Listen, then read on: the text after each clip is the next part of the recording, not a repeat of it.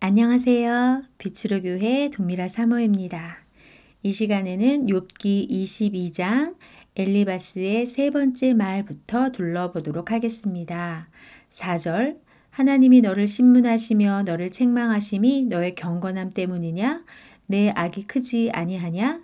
내 죄악이 끝이 없느니라.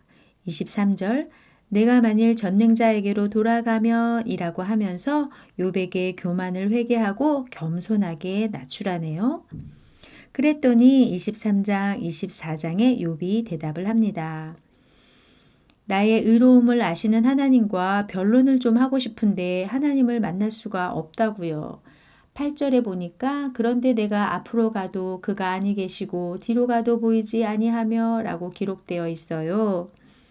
10절 그러나 내가 가는 길을 그가 아시나니 그가 나를 단련하신 후에는 내가 순금같이 되어 나오리라 라고 기록되어 있네요.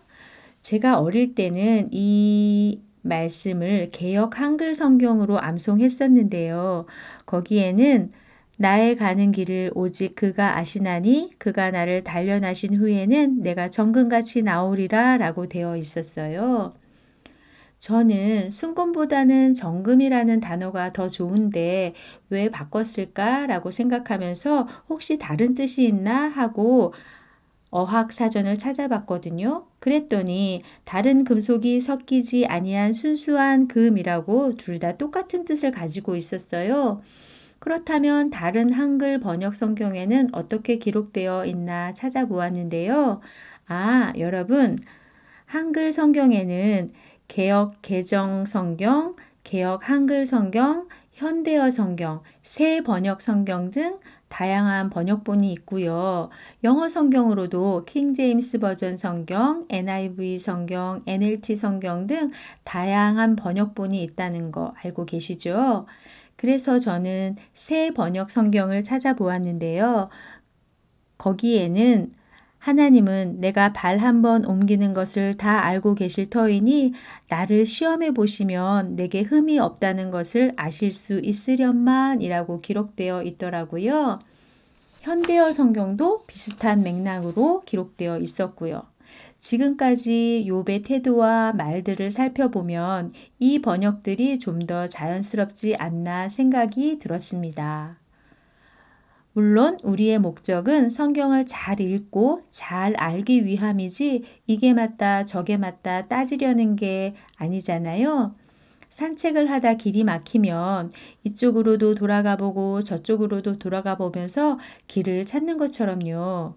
혹시라도 제가 새번역 성경이나 현대어 성경을 참고했다고 해서 불편하신 분이 있다면 이런 맥락에서 이 부분도 좀 더 유연한 마음을 갖고 공부해 주시면 좋을 것 같습니다.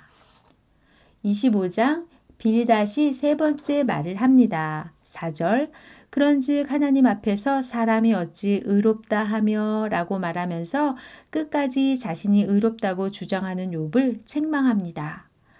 26장 몸도 힘들고 맘도 상할 대로 상한 욥이 이렇게 말하네요. 3절 지혜 없는 자를 참 잘도 가르치는구나. 그러면서 27장 세 친구에 대한 욥의 말은 5절 나는 결코 너희를 옳다 하지 아니하겠고 내가 죽기 전에는 나의 온전함을 버리지 아니하리라 라고 하면서 28장 지혜와 명철에 대한 말씀을 하는데요. 12절 그러나 지혜는 어디서 얻으며 명철이 있는 곳은 어디인고 라고 묻고 28절에 주를 경외함이 지혜요 악을 떠남이 명철이니라 라고 스스로 대답을 합니다. 그리고 29장부터 31장까지 욥의 마지막 말이 이어지는데요. 29장 2절 나는 지난 세월과 하나님이 나를 보호하시던 때가 다시 오기를 원하노라 하면서 평온했던 지난 날을 추억합니다. 30장 17절에는 밤이 되면 내 뼈가 쑤시니 나의 아픔이 쉬지 아니하는구나 하면서 현재의 상황을 한탄하고요. 31장 6절에는 하나님께서 나를 공평한 저울에 달아보시고 그가 나의 온전함을 아시기를 원하노라 하면서 23장 10절과 비슷한 맥락의 말을 하네요. 결국은 자신의 무죄를 주장함으로 마지막 변론까지 마칩니다. 그랬더니 32장부터 37장까지 나이가 어려서 나서지 못하고 가만히 듣고만 있던 네 번째 친구 엘리후가 말을 시작합니다.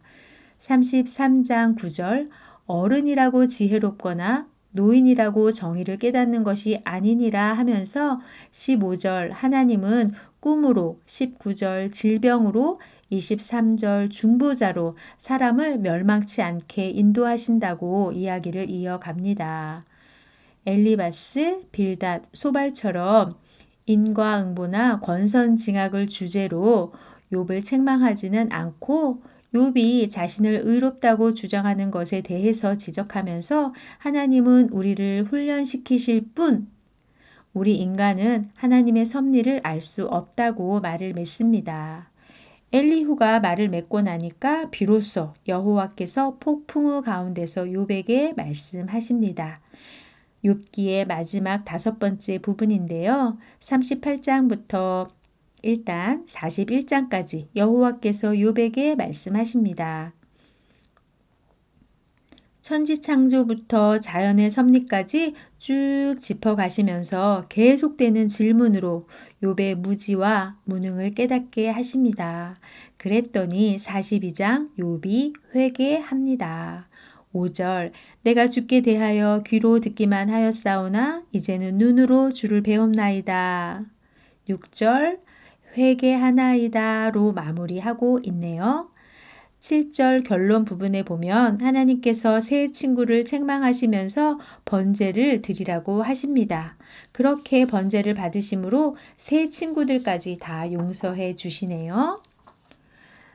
10절 여호와께서 욥에게 처음보다 더 많은 복을 주셨다는 내용으로 끝을 맺습니다. 많은 분들이 욥기는 단순히 고난당한 욥이 끝까지 인내하고 잘 견뎌서 회복되는 이야기 정도로 이해하고 있는 경우가 많은데 지금까지 살펴보신 것처럼 그렇지 않답니다.